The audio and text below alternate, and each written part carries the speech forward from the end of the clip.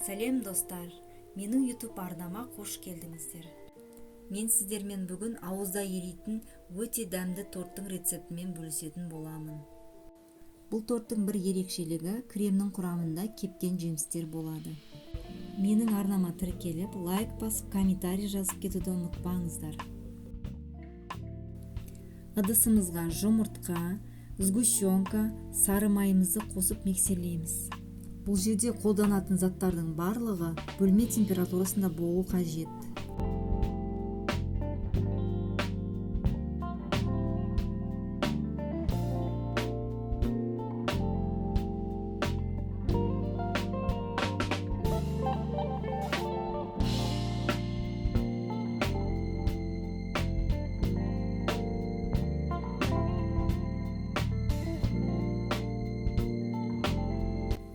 Енді сұйық массамызға макты, разрыхлительді, ұнды қосып бір миксерлейміз.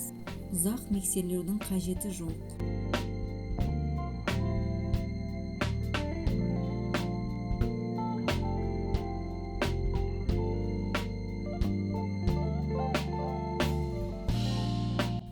Дайын қамырымызды осындай кальцоның көмегімен пергаментке жайып шығамыз. Сөйтіп алдын ала қыздырылған 170 градус пеште 7-10 минут көлемде пісіріп аламыз.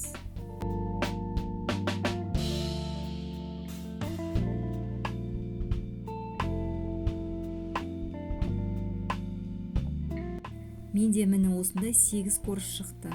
Осы рецептпен жасасаңыздар, сіздерде де осындай 8 корж шығу қажет. Холодильниктен шыққан мұздай сливкемізге сахарный пудраны қосып, миксердің төменгі жылдамдығынан жоғары жылдамдығына көтере отырып, массамыз қою болғанша миксерлейміз.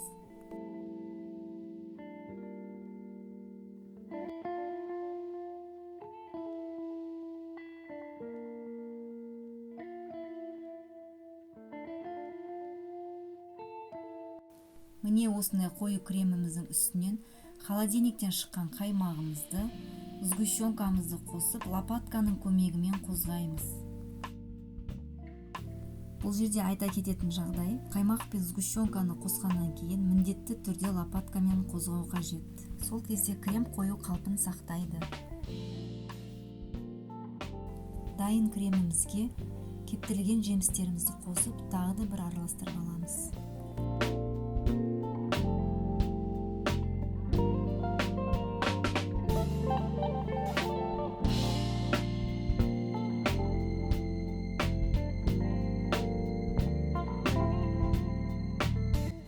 Енді тортымызды жинаймыз.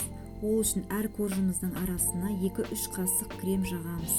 Торттарыңыз тегіс шығу үшін осындай ацетатный пленкамен кольцоға жинағандарыңыз дұрыс.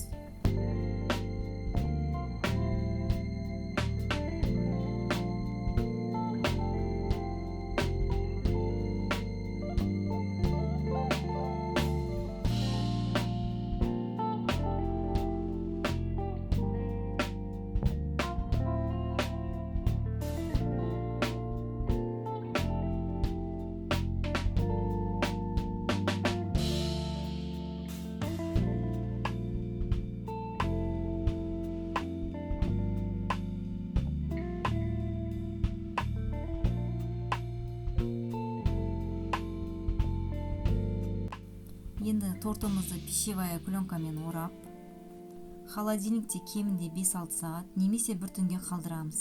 Тортыңызды холодильникте ұзақ сақтағаныңыз жөн. Сол кезде тортыңыз жұмсақ әрі дәмді болады. Міне тортымыз дайын. Енді кальцомызды, ацетатный пленкамызды шешеміз.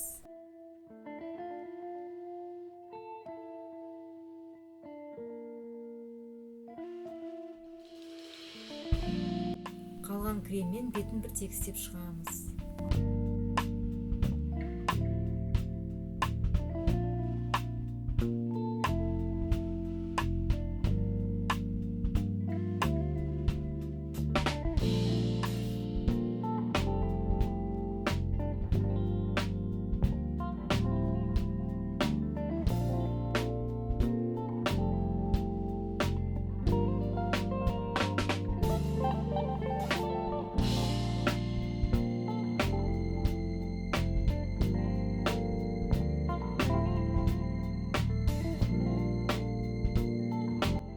Сыртын осындай вафельный крошкамен каптайбыз.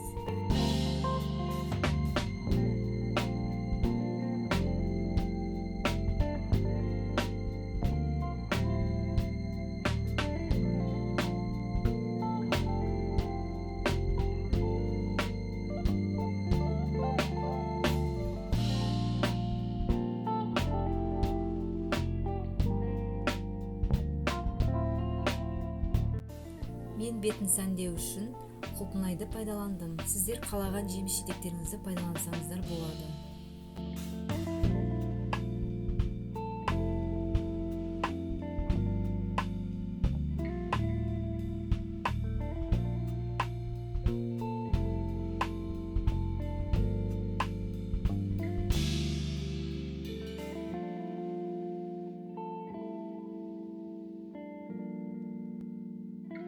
Назарларыңызға рахмет. Менің видеом ұнап жатса лайк басып, комментарий жазуды ұмытпаңыздар. Сіздермен болған Айнұр.